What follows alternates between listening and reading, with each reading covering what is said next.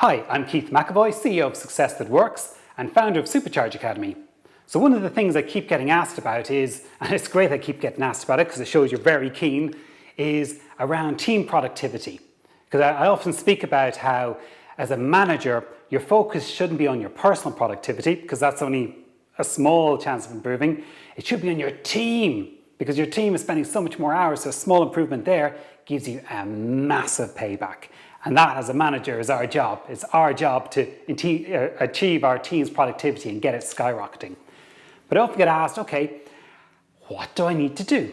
What, in a nutshell, is it that I should be thinking about when I want to improve team productivity? And really, it just boils down to just two things.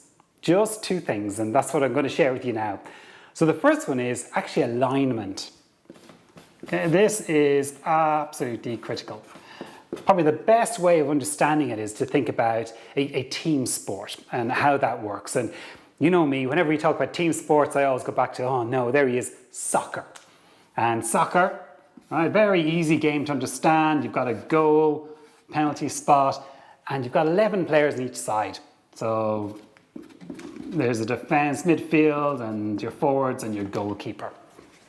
And for a team to work well, what they all have to do is understand just a few very simple things. The first one is the goal. So what is the goal of a soccer team? Okay, is it to, be fast and great at pass accuracies and all of this? No. The goal is to win. Okay? They want to win. Right? So this whole group of players, they want to win. And to win, they've got to get the ball from here, in here, and score. That's the goal. Okay? It doesn't matter what all these other little things in between are, it's the goal. And they all need to understand that as a shared group, their responsibility is to help win. Simple as that. Whatever they might think internally about what the colour of their football boots, not important. Okay? They need to win. The second thing that they need is they need to understand how it is that they help the team to win. So what is their role within this team to win?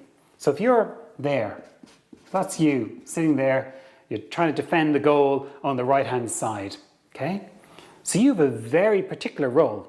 Your goal is actually not to go and score. That's these guys up here. They're going to try and do the scoring. You've got a very particular role. You've got to stop the other team scoring, okay? So your role within the team is very defined, and you need to understand your role, but at the same time, everyone else needs to understand your role, because if they don't understand your role, they can't rely on you. Because imagine if someone up here didn't realize that your job was to stop the ball going into the net, and they saw someone running here, well then they'd have to run all the way back and try and stop the ball and try and tackle the player. But once they know that you have the role, you're going to do that, they can say, okay, person's gone there, I know that Keith is going to go and do that for me. What a relief. I know how the team works. So really important that you know the role and that they know the role as well. And the third thing is just the responsibilities, because there's always little grey areas. So say if the ball gets kicked in right in between you and the next player, whose job is it to get that?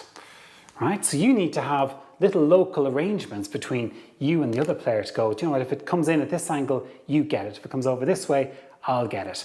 So you need to have that communication going together, the alignment between you and your local players. So very quickly again, the alignment. As a team, you need alignment to your overall goal, win the game. Very simple, clear cut. The second thing is, as a team, you need alignment so you all understand the different roles. Yep, so I'm going to defend, you're going to attack. And the third one is, you need your local arrangements. So you've got the local responsibilities that in the event that something pops into maybe a grey area, that locally you can go and figure out how to do it. And what does that gain for you? Well, first of all, it allows you to win games. So if you think about your team, your local team, and they're just sitting there trying to achieve their goals, they have the exact same problems. So if they all know that they're lining up to achieve the best customer experience in the whole wide world, yeah? Everyone can visualize that and go and aim for it. Even when things are a bit muddy and they've got lots of conflicting priorities, they know what it is as a team. Right? So very important to set that. If they know that my role in that is to answer the phones, your role in that is to make sure the letters get out, your role is to answer the email queries, right? So we all know our roles within it, yeah? So we can all do our jobs towards that. And the third one is actually, I've got a phone call for someone who sent an email. Actually, I'll just chat to the person, together we'll solve out the local issue. So when we do that, we're collaborating, we're working together as a unit, and we get the benefit of having a full team all in action, aiming for that goal that we so want to hit. Okay, so alignment. The second one, this is the one that a lot of people miss. So if you want to achieve your team's productivity, right, you need to focus on building trust. Oh, come on, Keith. What does trust have to do with making people work faster and harder? It's very subtle, but actually you'll get it straight away. I know you will. Back to the football example. So if my forwards are trying to score a goal, but every time the ball goes past them, they've got to run back and try and stop the ball going into the net because they don't trust that I can do the job. Right? What happens? They'll never score a goal. We'll never win. They absolutely must be able to trust me to do my job. So there's a few things that need to happen to build that trust. So first of all, within your team, you need to make sure that all your team members are capable of doing their job. So making sure that you're giving them the feedback they need to raise their level. You're giving them the training they need. And you're making sure that within the team, everyone can see everyone else performing their roles in a way that's good and in a way that delivers the result. You don't have people who are just not able to do what it is. And that builds the reliability that you need to go and do your own job. And the second part about trust is really important, is things go wrong sometimes, right? So the other team might score a goal. It's really important that after the game, everyone's able to stand back and go, okay, so how did that goal get scored? And the only way you can have a really good discussion about that is if everyone is open and honest about what happened and where their part in the failure was and what they could have done differently. Because maybe this person could have tackled the player or this person could have done something different. And that's critically important in your teams where things are a lot more complex than a simple football team. You have problems that happen that are very difficult to understand and have probably come up because 3 or 4 things have gone wrong all at the same time.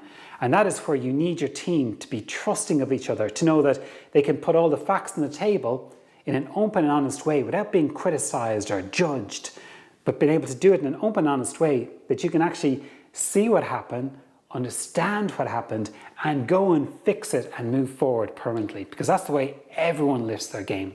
But you can only do that if you've built the trust and built the communication links within your team to go and make that happen. So I hope that helps. That's the 2 factors that always, when I look at a team, always by improving just these 2, your team shoots off and really sort of accelerates ahead. And that's what you want. You want a team that's accelerating ahead because you want to be incredibly successful in your career.